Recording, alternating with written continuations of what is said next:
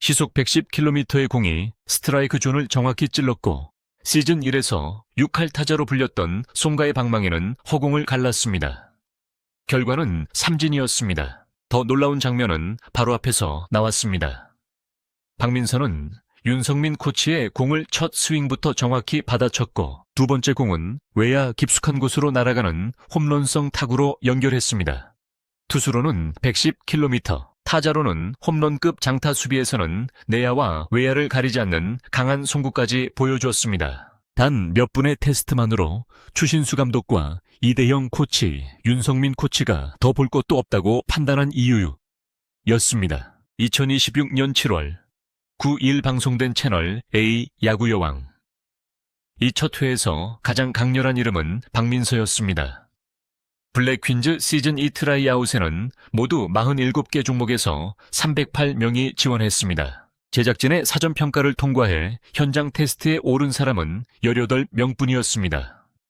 경쟁률만 계산해도 약 17대 1이었습니다. 더구나 제작진이 처음 공개한 최종 선발 인원은 단 3명이었습니다. 펜싱 축구, 핸드볼 태권도, 필드하키 테니스, 배드민턴 창던지기, 소프트볼, 골프 등 서로 다른 종목에서 정상급 경력을 가진 선수들이 한자리에 모였고 박민서는 마지막 4조에서 테스트를 시작했습니다. 그녀의 현재 현재 종목은 골프로 소개됐지만 야구 실력은 처음 공을 잡은 사람의 수준이 아니었습니다. 박민서는 어린 시절 리틀 야구 선수단에서 유일한 여자 선수로 뛰었습니다. 당시 최연소 여성 선수 홈런 기록도 보유한 유망주였습니다. 그러나 고등학교에 진학한 뒤 계속 뛸 수 있는 팀이 사라졌습니다. 실력이 부족해서 떠난 것이 아니라 경기를 이어갈 환경이 없어 야구를 놓아야 했던 것입니다. 결국 골프로 전향했지만 야구에 대한 그리움과 갈증은 계속 남아있었습니다. 야구 여왕 시즌 1. 마지막에 유망주로 모습을 드러낸 뒤 시즌 2 트라이아웃은 그녀가 다시 정식 선수로 돌아올 수 있는 결정적인 무대가 됐습니다. 박민서가 다른 지원자와 달랐던 첫 번째 지점은 기본기였습니다. 몸을 푸는 캐치볼부터 공이 궤적이 흔들리지 않았습니다. 팔을 크게 휘두르면서도 공은 일자로 뻗었고 받는 사람이 움직일 필요가 없을 정도로 정확한 위치에 들어갔습니다. 내야 수비에서는 잡은 뒤 송구까지 이어지는 동작이 짧았고 외야 수비에서는 중간에 공이 튀지 않는 노바운드 송구를 보여줬습니다. 골프 선수라는 소개만 들었던 원년 멤버들이 놀란 것은 당연했습니다. 추신수 감독이 원하는 즉시 전력감은 단순히 공을 빠르게 던지는 선수가 아니라 실제 경기에서 여러 자리를 맡을 수 있는 선수였습니다. 박민서는 수비 테스트만으로 이미 그 조건을 충족했습니다. 두 번째는 타격이었습니다. 타격 테스트에서는 프로야구에서 활약한 투수 출신 윤성민 코치가 직접 공을 던졌습니다. 지원자에게는 자세만 좋은 스윙이 아니라 실제 속도에 반응하고 배트 중심에 공을 맞히는 능력이 필요했습니다. 박민서는 첫 스윙부터 정타를 만들었습니다. 그리고 두 번째 공을 받아쳐 홈런성 타구를 날렸습니다.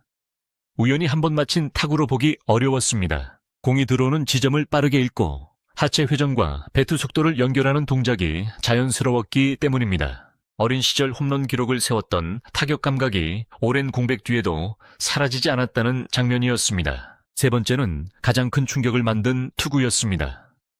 박민서가 마운드에서 기록한 구속은 시속 110km였습니다. 같은 트라이아웃 3조의 창던지기 출신 김지민도 110km를 찍으며 블랙퀸즈 역대 최고 구속을 기록했습니다. 그러나 박민서의 공이 더 특별하게 평가된 이유는 속도와 제구가 동시에 확인됐기 때문입니다. 빠른 공이 스트라이크 존에서 벗어나지 않았고 실제 타자를 상대로 승부가 가능했습니다. 그 타자가 바로 시즌 1의 중심 타자 송가였습니다. 송가는 6할 타자로 소개될 만큼 타격 능력을 인정받았지만 박민서의 빠른 공에 타이밍을 맞추지 못했고 결국 삼진을 당했습니다. 시속 110km를 숫자로 풀어보면 위력은 더 선명해집니다. 야구 마운드와 홈플레이트 사이의 거리를 약 18m로 보면 공은 약 6초 만에 타자 앞에 도착합니다. 타자는 그보다 훨씬 짧은 시간 안에 공이 방향을 판단하고 스윙 여부를 결정해야 합니다. 박민서의 장점은 단순히 빠르다는 데 있지 않았습니다. 공이 포수의 요구 지점과 크게 벗어나지 않았고 손가가 노리는 타이밍을 빼앗았습니다. 빠른 공이 가운데로 몰리면 좋은 타자는 장타로 연결할 수 있지만 같은 속도에 코스까지 잡히면 상황은 달라집니다. 그래서 현장에서는 구속보다 제구가 되는 110km라는 점에 더 크게 반응했습니다. 또 하나 주목할 부분은 박민서가 투구 동작만으로 힘을 과시하지 않았다는 사실입니다. 수비 송구에서도 하체를 먼저 고정하고 상체 회전을 연결했으며 타격에서도 같은 방식으로 몸의 힘을 뱉어 끝까지 전달했습니다. 투구, 송구 타격이 서로 다른 기술처럼 보여도 중심 이동과 회전이라는 공통 기반이 있습니다. 박민서는 어린 시절 야구에서 익힌 이 움직임을 골프 훈련으로 계속 다듬었을 가능성이 큽니다. 골프에서 반복한 체중 이동과 회전 감각이 야구 복귀 후 장타와 강한 송구로 이어졌다고 볼 수 있습니다. 이는 방송 장면을 바탕으로 한 분석이지만 세 종목의 동작이 자연스럽게 연결됐다는 점은 분명했습니다. 이 장면은 단순한 예능용 대결이 아니었습니다. 블랙 퀸즈 내부의 경쟁 구도가 바뀔 수 있다는 신호였습니다. 시즌 1에서 손가와 장수영은 팀의 에이스 역할을 맡아왔습니다. 그런데 새 지원자가 첫 테스트에서 기존 중심 타자를 삼진으로 돌려세웠습니다. 투구만 잘한 것도 아니었습니다. 박민서는 수비와 타격까지 모두 합격점을 받았습니다. 한 선수가 투수, 내야수, 외야수, 중심 타자 후보를 동시에 맡을 수 있다면 감독의 경기 운영은 완전히 달라집니다. 선발 투수가 흔들릴 때 교체 카드로 쓸 수 있고 투구하지 않는 날에는 수비와 타격으로 기용할 수 있습니다. 제한된 선수로 경기를 치르는 여자 야구팀에서 이런 다기능 선수의 가치는 매우 큽니다. 추신수 감독과 이대형 코치, 윤성민 코치가 박민서를 만장일치 1순위로 선택한 것도 이 때문입니다. 현장에서는 더 볼 것도 없다는 평가가 나왔습니다. 1차 합격자는 모두 12명이었지만 박민서와 소프트볼 출신 최혜빈은 2차 평가의 불확실성을 사실상 뛰어넘은 채 최종 합격을 먼저 확정했습니다. 최혜빈 역시 안정적인 수비와 타격 포수 능력까지 보여주며 즉시 전력감으로 인정받았습니다. 특히 빠른 주자로 평가받던 이수연과 김민지의 도루 시도를 저지하면서 기존 선수들에게 강한 긴장감을 주었습니다. 나머지 합격자를 결정하는 2차 평가는 더 냉정했습니다. 코치진은 실전에 바로 투입할 수 있는 내야 수비를 우선 확인했고 윤성민 코치의 빠른 공을 상대로 타격 접촉 능력도 점검했습니다. 최종적으로 필드하키 출신 김나영이 세 번째 합격자로 호명됐습니다. 하지만 추신수 감독은 뛰어난 지원자가 너무 많다는 이유로 구단과 추가 논의를 진행했습니다. 그 결과 테니스 출신 김세현과 배드민턴 출신 송민지까지 추가 합격했습니다. 처음 계획은 3명이었지만 실제 선발은 5명으로 늘어났습니다. 박민서, 최혜빈, 김나영, 김세현, 송민지가 시즌 2의 새 멤버가 됐습니다. 이 변화로 블랙 퀸즈는 원년 멤버 12명과 신규 선수 5명을 합쳐 17명 체제로 새 시즌을 준비하게 됐습니다. 원년 멤버는 김민지, 김성현, 김호나, 박하얀, 송아, 신소정, 아야카, 이수연, 장수영, 정유인, 주수진, 최현미입니다. 여기에 서로 다른 종목에서 강한 신체 능력과 경기 경험을 쌓은 5명이 들어왔습니다. 추신수 감독은 시즌 2 개막전까지 남은 시간이 단 2주라고 강조했습니다. 전력이 보강된 만큼 감독과 코치진이 더 많은 시간을 투자해 강한 팀을 만들겠다고 밝혔습니다. 박민서의 등장이 중요한 이유는 블랙 퀸즈의 목표가 단순한 성장에 머물지 않기 때문입니다. 시즌 2에서 제시된 목표는 승률 6할입니다. 이 목표를 이루지 못하면 팀 해체 가능성까지 언급됐습니다. 10경기를 치른다면 최소 6승이 필요하고 5경기라면 최소 3승이 필요합니다. 한두 번의 실수가 전체 결과를 바꿀 수 있는 조건입니다. 이런 상황에서는 확실한 선발 투수와 안정적인 수비, 득점을 만들 수 있는 중심 타자가 반드시 필요합니다.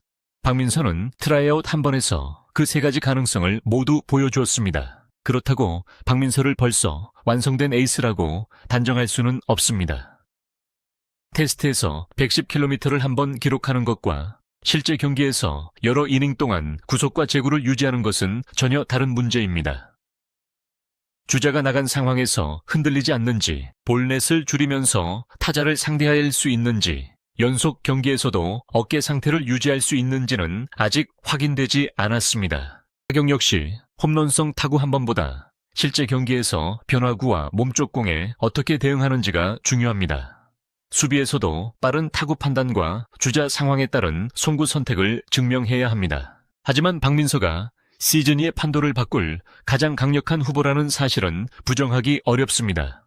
그녀는 야구를 처음 배우는 다른 종목의 선수와 출발점부터 달랐습니다. 리틀 야구에서 쌓은 경험이 있었고 홈런을 기록했던 타격 감각이 있었으며 오랫동안 야구를 떠나 있었는데도 110km의 공을 스트라이크 존에 넣었습니다. 무엇보다 기존 에이스 손가락을 직접 삼진으로 잡아냈습니다. 이것은 과거의 경력이 아니라 현재의 실력으로 경쟁할 수 있다는 증거였습니다. 2026년 7월 16일 밤 10시 방송되는 야구 여왕. 이 두 번째 회에서는 새롭게 구성된 블랙 퀸즈의 개막전이 공개될 예정입니다. 이제 관심은 박민서가 트라이아웃의 충격을 실제 경기까지 이어갈 수 있느냐에 쏠립니다. 추신수 감독이 그녀를 선발 투수로 쓸지, 기존 에이스와 역할을 나눌지, 타선에서는 어느 순번에 배치할지도 핵심입니다. 박민서가 첫 경기부터 110km의 공과 장타력을 다시 보여준다면 블랙 퀸즈의 에이스 경쟁은 사실상 새로 시작됩니다. 야구를 계속하고 싶었지만 뛸 팀이 없어 골프로 떠났던 한 선수가 돌아왔습니다. 그리고 돌아온 첫날 308명의 지원자 가운데 가장 먼저 선택됐습니다. 시속 110km의 강속구 손가락을 잡아낸 삼진 윤성민 코치를 상대로 만든 홈런성 타구, 내야와 외야를 가리지 않는 송구까지 모두 한 사람에게서 나왔습니다. 박민서는 단순한 새 멤버가 아닙니다.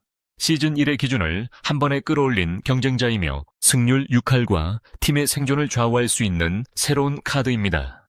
이제 남은 질문은 하나입니다. 박민서가 트라이아웃의 괴물로 끝날 것인가? 아니면 야구 여왕 시즌 2의 진짜 에이스가 될 것인가?